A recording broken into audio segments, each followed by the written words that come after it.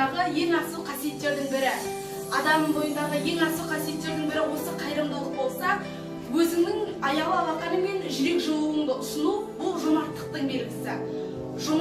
Осындай жомарт істерді тек жомарт адамның ғана қолынан келеді.